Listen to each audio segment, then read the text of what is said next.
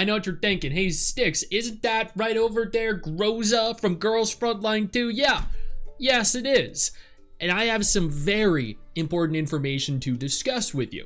There is a brand new upcoming Girls Frontline gacha game in development right now. This is different though to Girls Frontline. This is different to Girls Frontline 2. It's not an XCOM game. It's not a tactical or strategy game. Rather, this is a third-person shooter. This is like Snowbreak, but potentially even more degenerate. As you guys are no doubt aware, Girls Frontline 2 has some of the most cultured dormitory content across any gacha game. That is no doubt going to be present here and reflected in this game as well. There was a trailer revealed for the game, there is an official website up for the game, and there is some information. What we know so far is that the project is being referred to as Project NET or Project NET. Attention all dull units, a tactical chip module has been successfully installed. Prepare for immediate action. The game is coming soon, as you can see down the bottom of the screen. Copyright 2024 Sunborn. The official Twitter page was made in December 2024, literally just a couple days ago. The first tweet was made December 18th. The countdown to a cataclysmic storm has begun. Will dolls be ready to face the chaos beyond dimensions? Follow our official social media platform for the latest news. The flames of war, and there's a trailer here, we're gonna take a look at that in just a second. The flames of war rages across higher dimensional battlefields, and the fabric of the world lines is on the verge of collapse. With annihilation drawing near, the goddess Lunasia turns to Griffin's finest tactical dolls to assemble a team capable of facing the ultimate crisis. All content in the technical test preview video does not represent the final quality of the game. We'll continue to enrich and improve the game. So this is a technical test. This is not a beta test. This is before a beta test. So I'm assuming here, based off of this statement, the gameplay is probably going to be a little bit rough.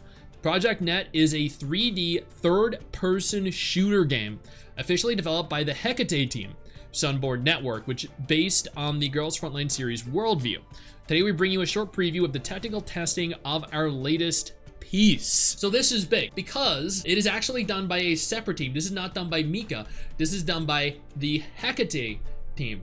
I don't know if they have any history developing games, or more specifically developing gacha games, but you know what? Let's go ahead and take a look at this trailer, see what we have to look forward to, because I'm kind of excited.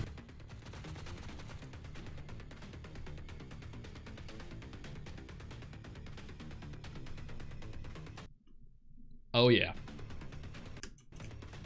Okay, let's not do any rapid pauses.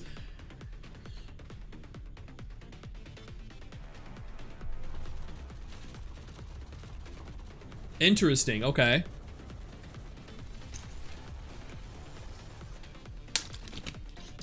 So I guess the UI, okay, I just want to immediately point out here, I know they stress this is a technical test and it does not represent the final the final game, and with this in mind, I do want to stress here that while I understand the basics of what they're going for, this UI is enormous. Like literally 35% of the screen is actually obscured. This needs to be shrunk significantly. Everything down there needs to be shrunk, needs to be optimized. The map is way too big. There are so many buttons all over the screen for a third-person shooter when you need to be paying attention to every little thing going on.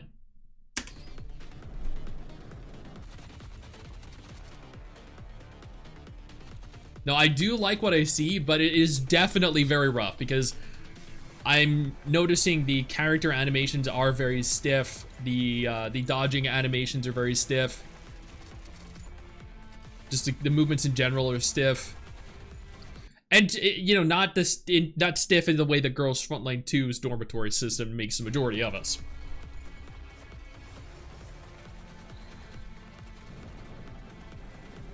I like that there is so many characters though, like Groza, Sabrina.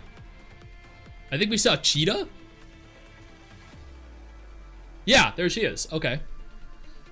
Test period. Wait, whoa. They're holding a test.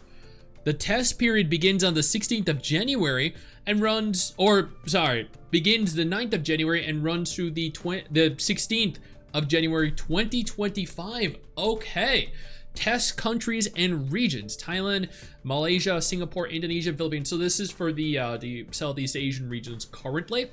As you can see down the bottom, they do note the rest of the world is coming soon. Before we go any further, let me take a moment here to thank my incredible patrons over on Patreon and my YouTube channel members who allow for me to continue to do dedicated videos like this every single day. You guys are phenomenal, and I can't thank you all enough for the support. Now let's keep talking. I do want to go back though and just quickly touch on an interesting shot. Touch on the fact that I do really strongly want to stress the icons are way too big. I think the character images or the character icons portraits could definitely be bigger if you want. And like, why are there so many? Like, if you look at the top of the screen here, look near the minimap, there are 1, 2, 3, and then over to the right, there's also character icons. Do they symbolize, like, what even is that? Are they special abilities? Because this isn't a turn-based game. Why is it showing? There is a lot of icons present. The screen is so cluttered, and I think. I do genuinely think a lot of improvement is necessary, and I understand this is a test phase, so that is very likely to happen. But at the same time, if you're going to compete with Snowbreak, you're gonna need to up your game. I do think that Snowbreak, like one of the key areas Snowbreak is really bad in, one of the areas that I think needs the most improvement in Snowbreak is the combat. The combat in Snowbreak is, like, I've done a dedicated video on this, I've reviewed it, but the combat in Snowbreak is just not very fun.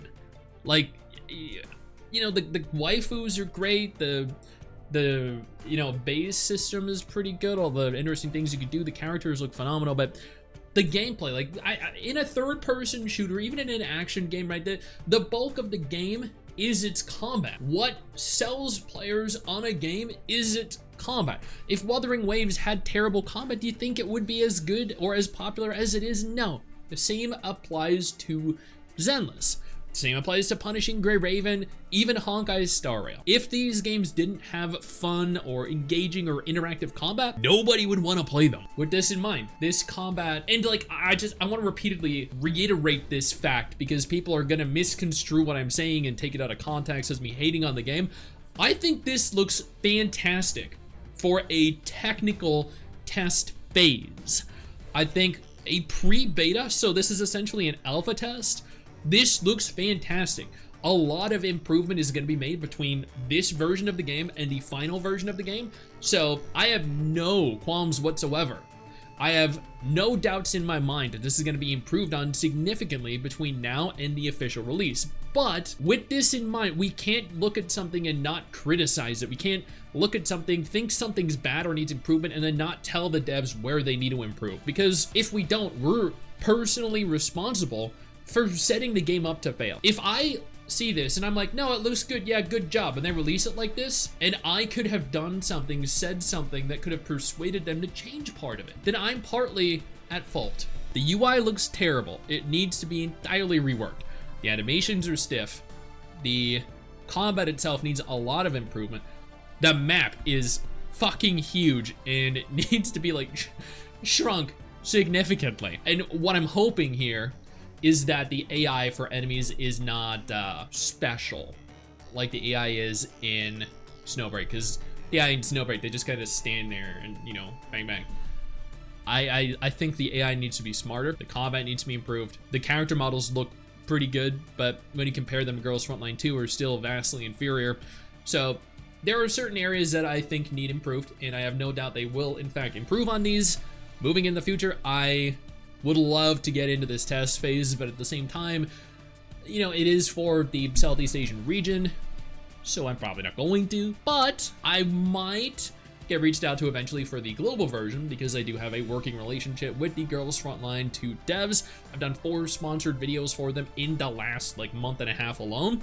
So I am excited. I'm really excited for this, and I can't wait to see more. Hey you, where do you think you're going? Don't you close out of this tab. I didn't give you permission to do that. Sit your ass back down.